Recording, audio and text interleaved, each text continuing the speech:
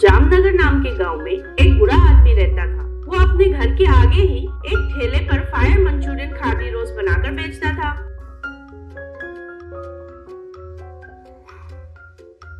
पहले रोटी को तवा में तेल डालकर अच्छा पकाकर उसके बीच में वेज मंचूरियन डालकर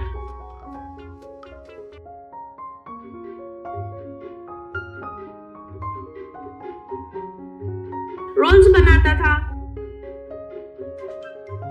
उधर आने वालों को देता था तो वे बहुत पसंद से खाते थे। उसका तिवारी नाम का एक बेटा था। तिवारी अच्छा आदमी था मगर थोड़ा मंद बुद्धि था, लोग्यान नहीं था, पिताजी को मदद करता था। एक दिन पिताजी, बेटा तिवारी, मैं और ज्यादा दिन नहीं जीऊंगा जैसा लग रहा है। मेरे मरने के बाद व्यापार को तुमको ही संभालना होगा। तुम्हें मुझे 3 वादे करना होगा और उनका पालन करोगे कहकर मुझे वादा करना होगा। कहकर हाथ दिया। तब तिवारी, बताइए पिताजी, वो क्या है? जरूर पालन करूंगा, कहकर वचन दिया। फिर पिताजी, पहला वादा, तुम घर से दुकान जाने के लिए धूप में पैदल नहीं जाओगे। और दूसरा, हर रोज तुम सिर्फ चावल ही खाओगे। फिर तीसरा, तुमको हफ्ते में 1 बार शादी करना होगा, कहा। तब वो सलाह कुछ भी न समझकर तिवारी सर खुजाने लगा। फिर थोड़े दिन बीतने के बाद पिताजी गुजर गए और तिवारी बहुत दुखी था। बाद में उसके पिता को दिया हुआ वचन को याद करके तिवारी, पिताजी ने पहला वादा धूप में नहीं चलने के लिए लिए थे, उसके लिए क्या करूं? हाँ, साया में चलना होगा। अरे वाह, पिताजी को मेरे ऊपर कितना प्रेम है।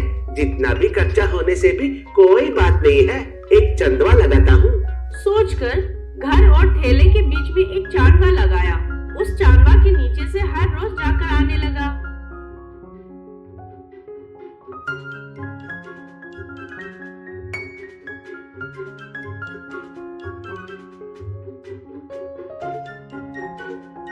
और तीनों वक्त पर सिर्फ चावल ही खाने लगा।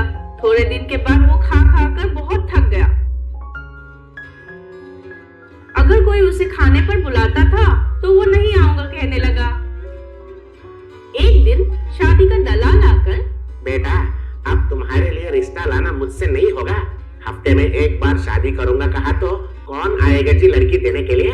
मगर आपका किस्मत अच्छा है, सिर्फ एक लड़की ने ही इस शादी के लिए माना है, वो कहने के लिए ही आया हूँ, कहा। तब तिवारी खुशी से, सच में? कौन है वो लड़की? कहा। फिर रिश्ते देखते समय पर उस लड़की को तिवारी बहुत पसंद आया। उसका नाम था संध्या।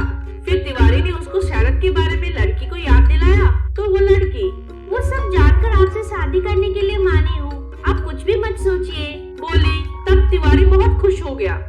उनका शादी धूमधाम से हुआ। उस दिन से वो दोनों बहुत खुशी से रहने लगे। होटल्स, सिनेमा, घूमने जाना, ऐसे 6 दिन गुजर गए। फिर 7वां दिन की शाम को तिवारी दुखी से घर आया। तब संध्या पास आकर कॉफी देकर चली गई।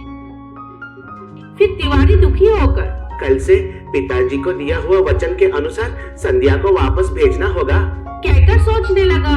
उस रोज उसको नींद नहीं आकर बेचारा बिस्तर पर गहरे सोच में पड़ गया था। फिर अगले दिन तिवारी, संध्या, मुझे माफ कर दो, दिया हुआ वचन के हिसाब से 1 हफ्ता हो गया है, तुम तैयार हो जाओ, मैं तुम्हें तुम्हारा घर छोड़कर आता हूँ, कहा। तब संध्या, मैं कहीं पर भी नहीं आऊंगी। तुम्हारे पिताजी बहुत बुद्धिमान व्यापारी थे, बेटे पर बहुत प्यार था, वैसे आदमी तुमको ऐसे सलाह क्यों देंगे? उन्होंने दिया हुआ सलाह को आपने गलत समझा, बोली। तब तिवारी को कुछ भी समझ में नहीं आया और देखते रह गया। तब संध्या, हाँ, पहले शरत में तुम धूप में नहीं जा सकते। इसका मतलब ये है कि तुम सूरज आने से ही पहले जाकर व्यापार करके सूरज डूबने तक व्यापार करके वापस आने के लिए, मगर ऐसा नहीं कहा है कि चांदवा लगाकर उसमें चलने के लिए। और दूसरा शर्त ये है कि सिर्फ चावल ही खाना है। इसका मतलब ये है कि बेकार में बाहर जाकर बेकार का खाना खाकर पैसा और सेहत को नुकसान नहीं करने के लिए कहा है, मगर खाना खाने के लिए न जाने को नहीं कहा है, बोली। तब तिवारी आश्चर्य होकर, उनके बातों में इतना अर्थ है क्या? सच में? मगर ये तीसरा शर्त क्यों ऐसे रखे हैं? कहा। तब संध्या, उसका मतलब ये नहीं है कि हर हफ्ते एक लड़की को शादी करना, बल्कि ये है कि जो बीवी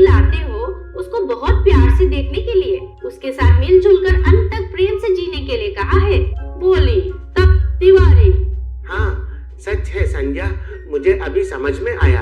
तुम चले जाओगी सोचकर कितना दुखी हो गया है तुम्हें पता है? तुम जैसी समझदार बीवी मिलना मेरा भाग्य है।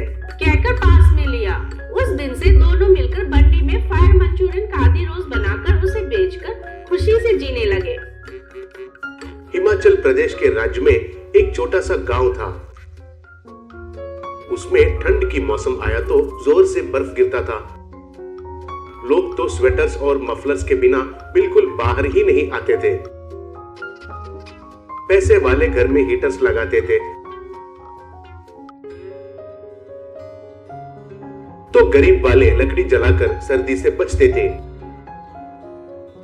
वही गांव में देवानंद कहकर एक आदमी एक छोटा सा घर में उसकी पत्नी गोमती और बेटा बन्नी के साथ जी रहा था। उसका एक पूरी का थैला था। उधर वो पूरी बनाकर आए ग्राहकों को देता था। गोमती घरों में काम करती थी। बन्नी तो स्कूल में पढ़ाई करने लगा। वही गांव में स्वीटी और तमन्ना कहकर दो धनवान के बेटियां थे। उनके पास पैसे बहुत है कहकर बहुत अहंकार भी था। कीमती कार्स में घूमते हुए, पब्स में पार्टी करते हुए, शराब पीकर नशे में डांस करते थे। शराब के नशे में ही कार्स को बहुत तेजी से चलाते थे। पिज्जा शॉप्स में पिज्जा खाना उनको बहुत पसंद था। एक बार अचानक से देवानंद का देहांत हो गया। गोमती और बन्नी बहुत दुखी होने लगे। तब गोमती, बेटा, मेरा कमाई घर के खर्चे के लिए और तुम्हारे पढ़ाई के लिए काफी नहीं होंगे, इसलिए पिताजी का पूरी का व्यापार मैं चलाने के लिए सोच रही हूँ, बोली। तब बन्नी, ये तो बहुत अच्छा विचार है माँ। मैं भी जब स्कूल नहीं रहता है तब तुम्हारी मदद करूँगा माँ। कहा। ऐसे वे दोनों मिलकर पूरी का थैले पर पूरी बनाते हुए बेचने लगे। ठंड का मौसम आया। ऐसे उधर ठंड का मौसम खत्म होने तक कोई भी व्यापारी उनके थैले नहीं लगाते थे। लेकिन गोमती वालों का हालत अलग था। गोमती, बेटा, देखा है ना, बर्फ की वजह से एक गाड़ी भी दिखाई नहीं दे रहा है। तुम घर के पास रहो, हमें इस मौसम में भी थैले को चलाना पड़ेगा। कल से मैं अकेले ही संभालती हूँ, ठीक है ना? बोली। ऐसे वो बेचारी उस ठंडा बर्फ में बिना स्वेटर पहने पूरी बनाकर कांपने लगी।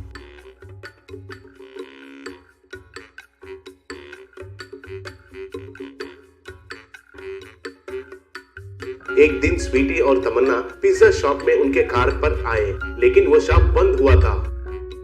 तब स्वीटी, ओह क्रैप, अब क्या करेंगे? बहुत भूख लग रही है यार, घर में खाना हमें जमता नहीं है कहकर तुम्हें पता है ना, बोली।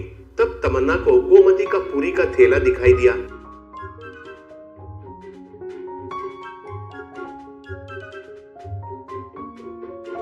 तब तमन्ना, उधर देखो, गरम गरम दिख रहा है वो पूरी। चलो पेट का पूजा करते हैं, सड़क पर खाना खाकर बहुत दिन हुए हैं यार, बोली। ऐसे दोनों आकर गोमती के थैले के पास रखा हुआ टेबल्स पर बैठकर पूरी ऑर्डर किए थे। उनके ऊपर बर्फ गिरे बिना एक रंगीन छतरी भी था, लेकिन गोमती के ऊपर बर्फ गिरने से भी वो कांपते हुए पूरी बनाकर उनको दिया। वे ऐसे पूछ पूछ कर बहुत सारे पूरियां खा लिए थे। बाद में तमन्ना मोबाइल लेकर, कितना पैसे हुए हैं? नंबर बोलो, गूगल पे करती हूँ, नहीं तो क्यूआर कोड दिखाओ, स्कैन करती हूँ, बोली। तब गोमती, वो सब मुझे पता नहीं है जी, बोली। तब स्वीटी, फिर तो क्रेडिट कार्ड लेती हो क्या? पूछी। तब गोमती, उसके बारे में मुझे पता नहीं है जी, मैं तो केवल पैसा लेती हूँ, बोली। तब स्वीटी, व्हाट नॉनसेंस, जीपे नहीं है, क्रेडिट कार्ड स्वाइप नहीं है, क्यों मजाक लग रहा है क्या? पैसे लोगी पैसे? कौन से जमाने में अटक गई हो तुम? हमारे पास तो पैसे नहीं है, अब कैसे? पूछी। तब गोमती, कोई बात नहीं है मैडम, बाद में दीजिए, कल इस तरफ आएंगे ना तब दीजिए, पूरा 100 रुपए हुए हैं, बोली। तब तमन्ना, क्यों रे, तुम्हारे खाली 100 रुपए के लिए हमें कार में आकर नीचे उतरकर तुम्हें पैसे देना है? हम कौन है पता है तुम्हें? कहकर दोनों गुस्सा होकर उधर का टेबल्स को फेंक कर थैले को भी धक्का देकर उधर से चले गए। इससे गोमती बहुत दुखी हुई। एक दिन बहुत पीकर तमन्ना और स्वीटी कार में जाते जाते एक पेड़ को टकराकर बेहोश होकर गिर गए। वही रास्ते पर जा रही गोमती उनको देखी। वो नजदीक जाकर देखी तो दोनों बेहोश गिरकर दिखाई दिए। गोमती को क्या करना है कुछ समझ में नहीं आया।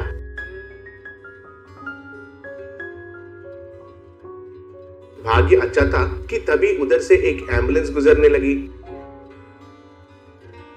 गोमती तुरंत उसे रोककर उनसे जो हुआ वो बताई। ऐसे वे सब मिलकर उन दोनों को एम्बुलेंस में चढ़ाकर अस्पताल में भर्ती किए थे।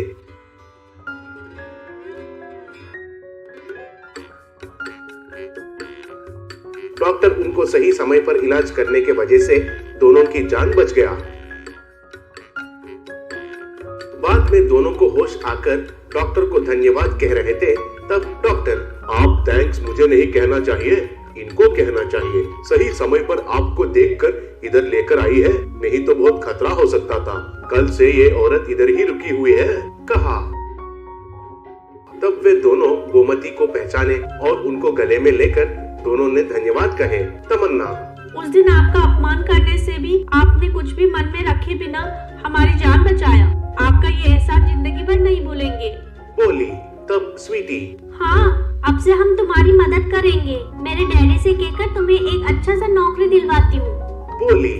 तब गोमती खुश होकर उनको प्रणाम किया।